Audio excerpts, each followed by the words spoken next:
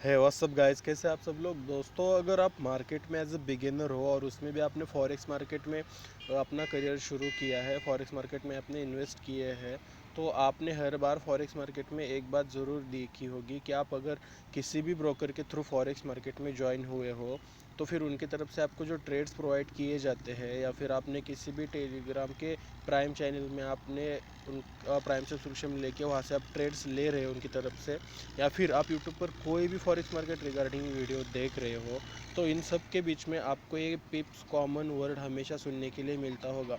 इसको हम और बेहतर तरीके से आपको ऐसे समझा सकते हैं कि आपको कभी भी मार्केट में जो है आपको पिप्स में टारगेट रखना पड़ता है। जैसे कि हम इंडियन मार्केट में अगर हम बात करें तो इंडियन मार्केट में आपको आपका टारगेट जो है रुपीज़ में रखना पड़ता है, कितने रुपीज़ का स्टॉप लॉस होगा, कितने रुपीज़ का प्रॉफिट होगा।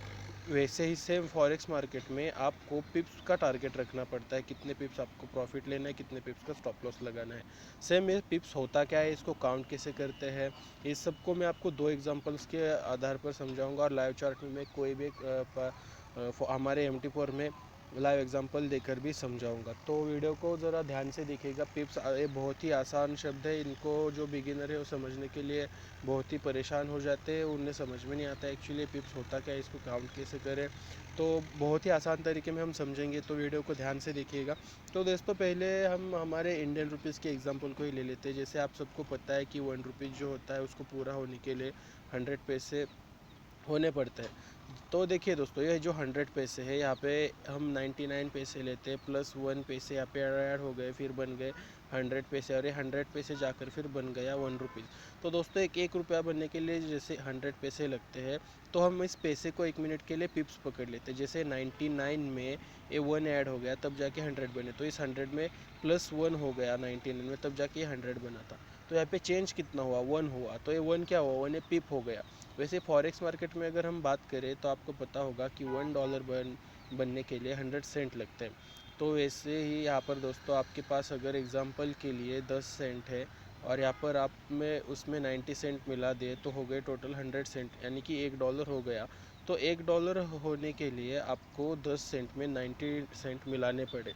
तो ये जो 90 हुआ प्लस 90 हुआ 10 में, ये क्या हुआ, इसको पिप्स बोलते हैं। जितना पॉइंट ऊपर जाएगा उसको, 1 पॉइंट गया मतलब 1 पिप, 2 पॉइंट गया 2 पिप्स, 90 का इसलिए 90 पिप्स। आई होप ये समझ रहे हो आप इस बात को।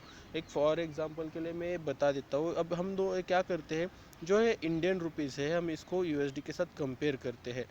तो देखिए, अभी मार्केट में फॉरेक्स मार्केट में आपको पता होगा कि कोई भी करेंसी को किसी भी करेंसी के साथ कंपेयर किया जाता है, उसको फॉरेक्स मार्केट बोलते हैं। तो अभी फ़िलहाल के लिए देख, आप सबको तो ज़रूर से पता होगा कि अभी जो डॉलर का प्राइस है वो 73 से लेकर 76 रुपीज़ के बीच में फ्लक्चुएट होते रहता है। तो एग्जांपल के लिए मैं यहाँ पर 73.90 आज का प्राइस पकड़ लेता हूँ डॉलर का। और ये देखिए, इसमें आपने ट्रेड लगाया, कोई भी आपने इंडियन रुपीज़ इंटू USD को आपने बाई कर लिया 73 रुपीज़ एंड 90 पैसे पर, और इसका प्राइस बाद में बढ़ के 74 रुपीज़ हो गया। तो इसमें क्या हुआ, ये 90 में प्लस 10 हो गए पैसे, फिर जाके 74 बन गए ना।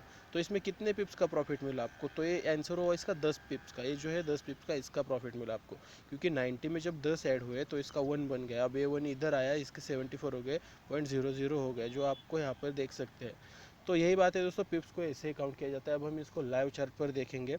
लाइव चार्ट पर आपको बहुत ही आसानी से समझ में आएगा। तो यहाँ पर हम हमारी MT स्क्रीन पर आ गए हैं।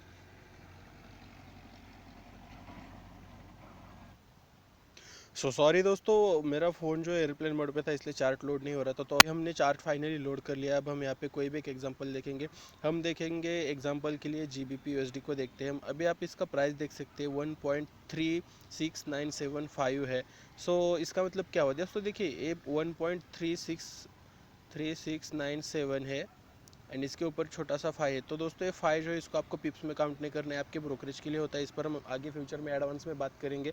अभी के लिए सिर्फ आप ये 4 डिजिट याद में रखिए। जीरो के बाद जितने भी होते हैं उनको पिप्स कहते हैं, और ये कभी ये 2 डेसिमल में हो सकते हैं, 3 डेसिमल में हो सकते हैं। अब आप बोलेंगे 2 डेसिमल क्या होता है, 3 डेसिमल क्या होता है, 4 डेसिमल क्या होता है। दोस्तों, पॉइंट, ये जो पॉइंट है, इस पॉइंट के बाद जितने नंबर आते हैं उनको डेसिमल बोलते हैं। ये पॉइंट के बाद 36 आया, कितने डिजिट के नंबर है, 2 डिजिट है, इसलिए 2 डेसिमल हुआ। 369 आया, ये कितने डिजिट का नंबर है, 3, इसलिए ये 3 डिजिट हुआ, ये टोटल हुआ 4 डिजिट का। ये मतलब दोस्तों, पिप्स कितने भी डेसिमल के हो सकते हैं, 2, 3, 4, 4 से ज़्यादा कभी नहीं होते। अभी मैं इसको क्लियर कर देता हूँ। अभी देखिए मैं इसको आपको इसमें एग्जांपल दे रहा था, GBP USD को आप अगर यहाँ पे देखते हैं तो इसका प्राइस है 1.369 एंड 7, ये अभी इसका पॉइंट है।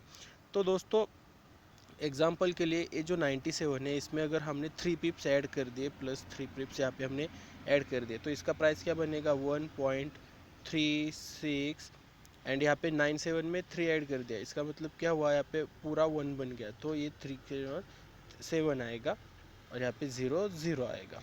ठीक है, 1 मिनट, हाँ यहाँ पे 7 और ये 0 0 आएगा। तो दोस्तों आपको जब आपने एक ऑर्डर, एग्जांपल के लिए ले लीजिए, आपने एक ऑर्डर प्लेस किया 1.3690 में और वो आगे जाके हो गया 1.3700, तो इसमें आपने कितना, इसमें आपने 3 पिप्स का प्रॉफिट किया।